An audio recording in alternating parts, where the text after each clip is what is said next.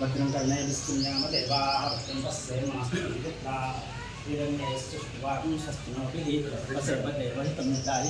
స్వస్తినేంద్రో ప్రసదాః స్వస్తిన పూషా విశ్వవేదాః స్వస్తినష్టాక్షువరిష్టనేమిః స్వస్తినో బృహస్పతిర్దదాతు. ఓం శాంతి శాంతి శాంతి. చతుష్పదే ఓం శాంతి శాంతి శాంతి. సహస్రశీర్షः పురుషः సహస్రాక్ష సహస్రపాత్ స భూమిం విశ్వతో ధావానశ్చ మహిమా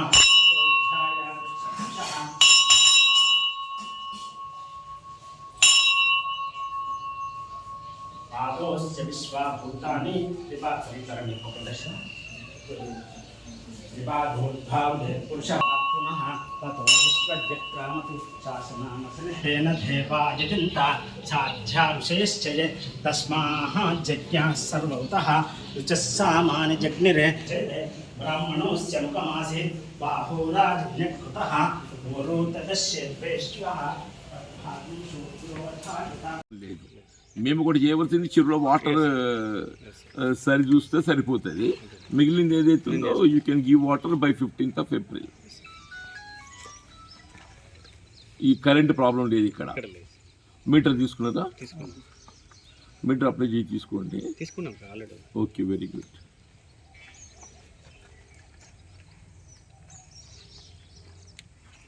ఈ రోడ్డు ఈ వేది అందించుకోవచ్చు అప్ టు కల్లెడ.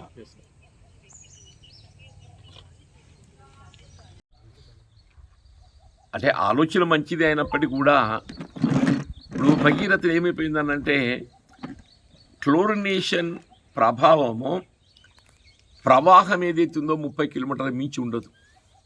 క్లోరినేషన్ ఇప్పుడు మనం ఇక్కడ ఆలంతో ప్యూరిఫై చేస్తాం. తదుపరి ఏదో లిక్విడ్ క్లోరినేషన్ ఉన్నది. లేటెస్ట్ గ్యాస్ క్లోరినేషన్తో చేస్తున్నాం మనం. ఈ సెంట్రల్ స్కీమ్కి ఏదైతే డబ్బా కేంద్రంగా ఈ ప్యూరిఫికేషన్ ఉన్నది. అది ఏమైపోతుంది, జగిత్యాలకు వచ్చేవరకల్లా ఈ క్లోరినేషన్ ప్రభావం జీరో అయిపోతుంది. క్లోరినేషన్ ప్రభావం జీరో అయిపోవరకల్లా it will become only raw water. దాన్ని మళ్ళీ శుద్ధి చేసుకోవాలి, క్లోరినేషన్ చేసుకోవాలి. ఇప్పుడు గ్రామీణ ప్రాంతంలో ఏదైతే ఉందో మనం క్లోరినేషన్ చేసుకునేటువంటి సదుపాయాలు లేవు. దాన్ని ప్రత్యామ్నాయం ఏం సూచిస్తారు, మేము ఈ నీళ్ళు ట్యాంక్ ఎక్కిస్తాం, మీరు ట్యాంక్లో బ్లీచింగ్ పౌడర్ కలుపుకోండి అని చెప్పండి.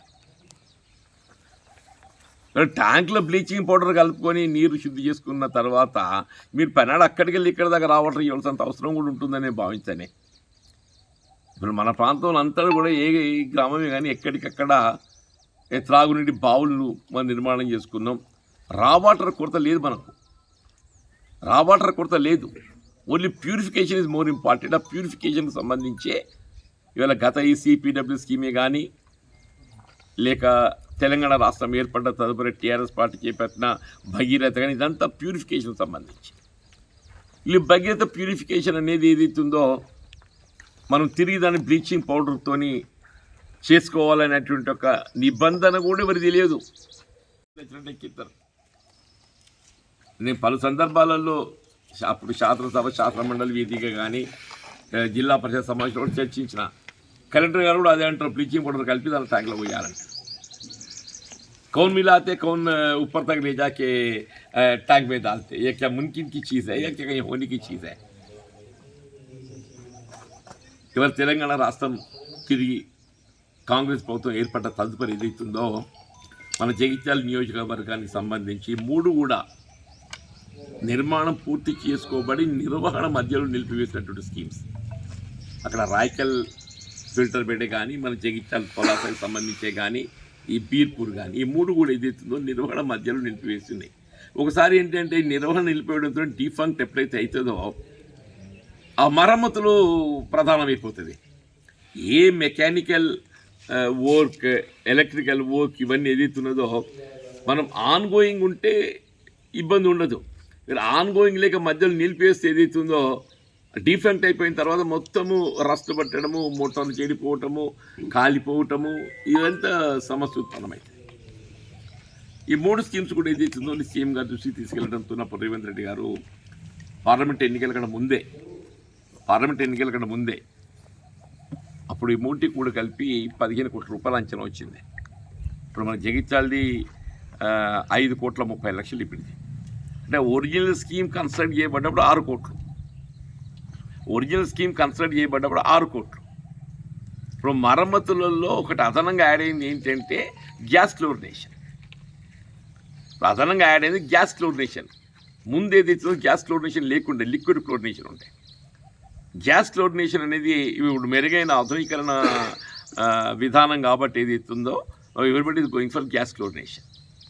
ఇది గ్యాస్ క్లోరినేషన్ యాడ్ చేయడంతో ఏదైతుందో ఈ మరమ్మతులు పొలాస్ ఇవన్నీ 5,30,00,000 వచ్చింది.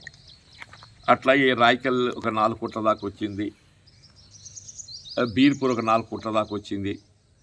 అదే బీర్పూర్ ఏదైతే ఉన్నదో అక్కడ ఆల్రెడీ ఫిల్టర్ బెడ్స్ ఉన్నాయి.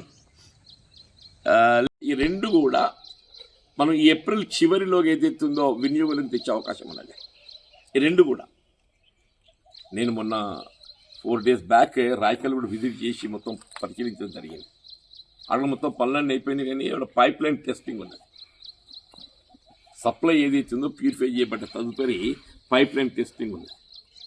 అది ఇమీడియట్గా దాన్ని టేకప్ చేస్తే 1-2 వారాల్లో పైప్ లైన్ టెస్టింగ్ అయిపోతే వీ కెన్ గివ్ వాటర్ అనేది ఒక అభిప్రాయం. మరి మన దగ్గర ఇప్పుడు మీకు ఇక్కడ పైప్ లైన్ టెస్టింగ్ అవసరం లేదా? మరి అది ఇంపార్టెంట్, అది ఇమీడియట్గా టేకప్ చేయాలి.